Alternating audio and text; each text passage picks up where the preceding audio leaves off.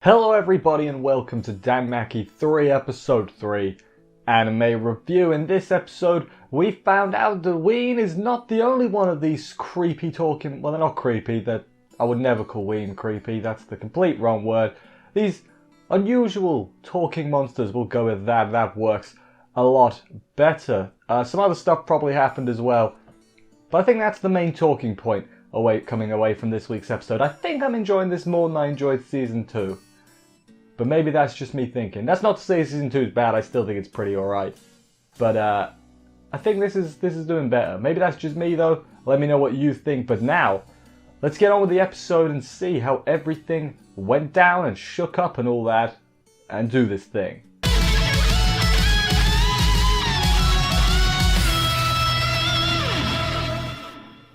So we open up and the guild is in actual panic due to Ween being discovered the other day.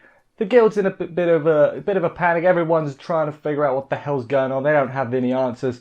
During the whole kerfuffle, Aina gets pulled away by just some dude, and then she meets with the guild head, and he's like, "I have an urgent matter to task you." Bollocks! I can't speak that word and think. I got something important for you to do. Give this letter to Bel Crannel. It's a mission for the Familia. What a mission is, it turns out, it's like a quest. But it's compulsory. You can't say, nah, I'm not feeling that, thanks. Yes, you gotta do it. You'd have a choice, I guess. Otherwise, you'll be penalised by the guild and probably ran out of the city. Which, that's not ideal for them. I don't think they particularly want that. Bel comes to get it. He reads it. What it is take Ween, the dragon girl, to the floor 20. Which they've never been to before. Fun fact, we find out later on. Aina is like, hey, something's bothering you, ask me for help and let me help you. And he doesn't, because he's like, nope, I can't get anyone else involved, I can't, put Ween in any more potential danger. I need to just keep my mouth trap, keep my trap shut is what I was going for, and leave. And that is basically what he does. He returns to the Familia to discuss their next move, and they all reckon that the guild is probably known for a little while. This is far too quick for them to have just figured this out along with anyone else. This is something they know about. They've never been to floor 20, as I said, so this is going to be dangerous. We need a plan here. However, we can't exactly refuse. Bel apologizes to everyone that it ended up this way, and then Haruhime is like, no, Bel, you're not allowed to apologize. Don't regret saving her. That was a good thing you did. And it's like, yeah, okay. Which is because it's like her. She was also saved, so it makes sense for her to be the one to say it. Hestia stares intently at the paper. Specifically, it seemed at the top of the paper, which we'll later find out it's a thing. But it was kind of weird. It was just like, it was almost like the camera was like off. And it's like, you're off a bit there, cameraman. But no, everything made sense. Bel afterwards goes to see Ween, tells her that they're going to take her to the dungeon. She's terrified of the dungeon, but she's like, if you're all there with me, I'll be fine. And then she hits Bel with a dice ski at the end, which is always nice. God, she's so adorable. Like, can we just get Papa Bel and daughter Ween? We just get a spin-off? Is it wrong to have a dragon girl daughter in the dungeon? There, I just wrote it for you. Get going, do that. Ikelo's Familia, I guess, has got spies somewhere, because they're aware that Hestia Familia is coming and they've got to keep an eye out for him. Hermes has also figured out what's going on, so it turns out Uranos, for as Hermes is thinking, Uranos is using Hestia Familia as bait to lure out Ikelo's Familia to get rid of them, I assume. I don't actually remember. I said I have read the light novels. Don't remember if that's what it is or not, but that's what I took from Hermes right there. The gang all head in, while meanwhile Hestia goes to meet with Fels.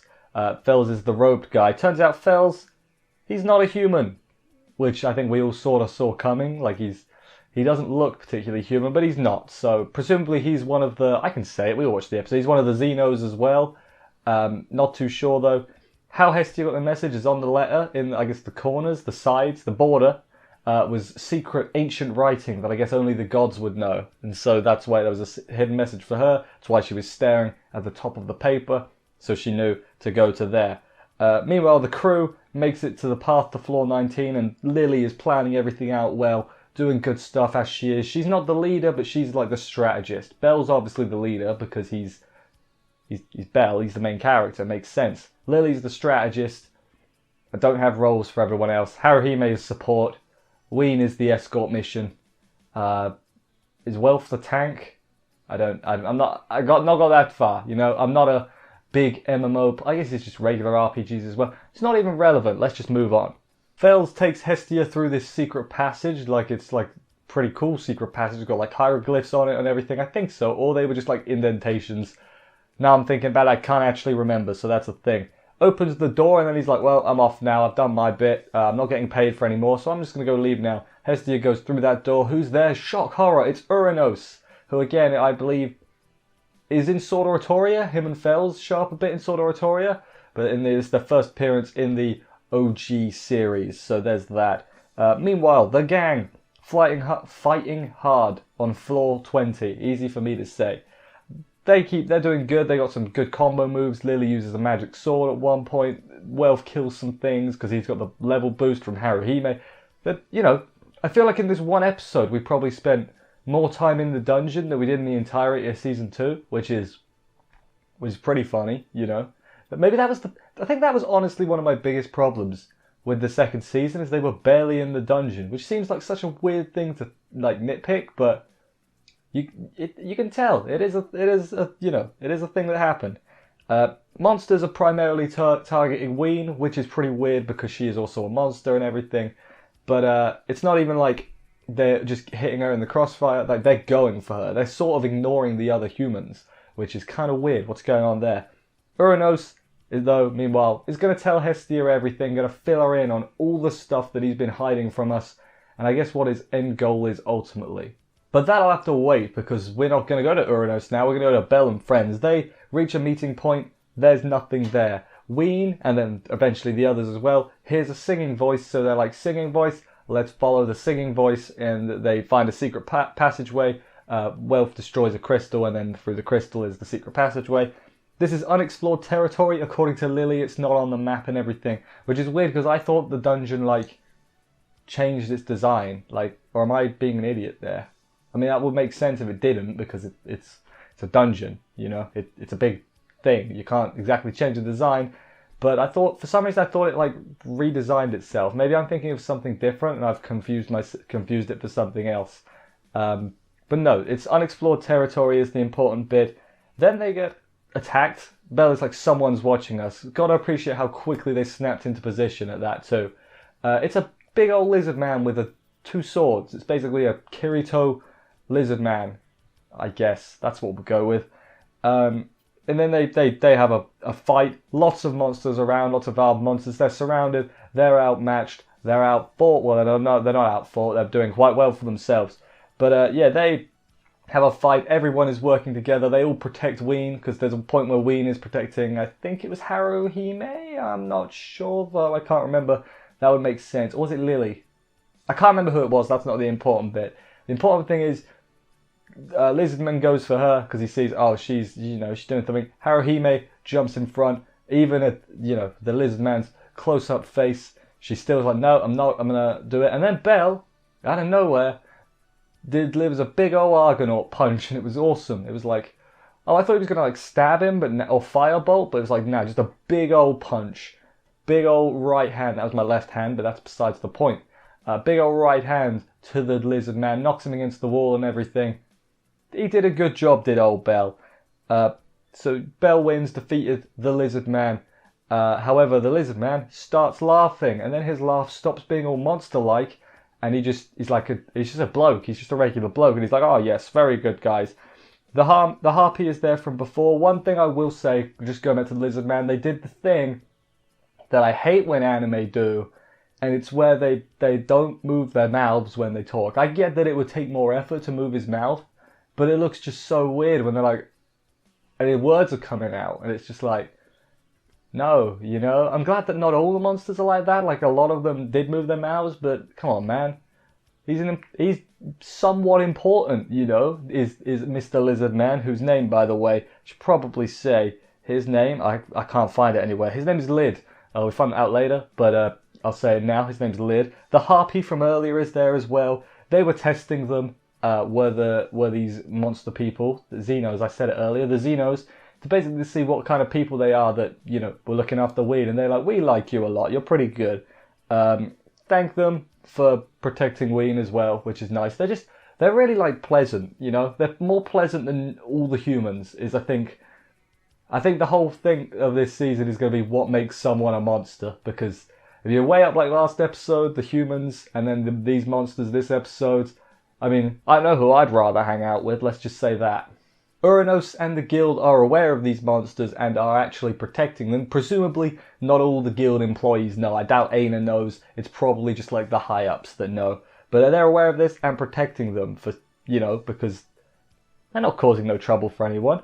Lid introduces himself and calls Bell Belchi, gives him a good nickname. I realise saying it like that, Belchi, makes it sound like he needs to burp a lot, but whatever. Belchi, then. I'll put a little accent on it. And probably offend many people, that's besides the point though. The most nervous handshake ever from Bell. Lid is just like, I'll give you a handshake. And Bell is just sitting there like, he could probably rip my arm off or like tear some flesh out. So what do I do here? And Lily's just like, don't do it, Bell, don't do it. You're going to lose your arm. Remember what happened last time? But no, Bell does it and everything. And then Lid's like, yeah, handshake. And at the handshake, all the monsters are like, they're good guys, let's go hang out with them. And that they do. They're all just like really pleasant is I think the notable thing. There's a rabbit that like jumps on Bell's face because I guess because he looks like he's called a rabbit a lot, so I guess makes a little bit of sense. So yeah, Bell got a rabbit lover. That's not what happened. I'm not gonna do that. The harpy, whose name is Ray, yes, she gets Wien's name, Ween. I usually say Wien, but they say Ween in this show, so I guess I'm going to say Ween. No one's going to persecute you here to Ween, which is always nice after last week's episode with the humans being dicks. They are called the Xenos, as I said. They're intelligent monsters. Hestia Familia, going back to Uranos, he says they're the bridge between the coexistence of the monsters and the Xenos and the humans, I guess. Which makes sense, because the Xenos are alright. They're pretty damn pleasant. You know, and that was when we ended the episode. Big reveals. Like, I can't act like I'm shocked, because as I said, I've read the light novels. I knew about the Xenos, obviously. But, it's still like it does change things a lot. Let's just say that. Like, I think I do like how they're making the Xenos really pleasant. And like I said, like, and the humans are dicks. Like, it's not so clear-cut, like, monsters bad, human good, you know? It's not that obvious anymore. And I like that. That's a nice little spin on it. That is for sure. But what was my favourite part of the episode, though? I don't even know. So after thinking about it, I thought about the thing I just said about the humans being dicks, the monsters being good. But that's not what my favourite part is. I'm going to be honest, my favourite part that made me go, oh, you know, like that? It was the Super Bell Punch. Sometimes it doesn't have to be something well thought out. Sometimes it could just be a simple moment that was really nice. All the build up to it as well, with everybody really fighting to protect Ween, that was nice too. And the Super Bell Punch, of course, was the creme, the cherry on top of the cake. I couldn't remember my sayings there, but that's definitely what I'd go with it. Yeah, Super Bell Punch. Meeting all the Xenos too.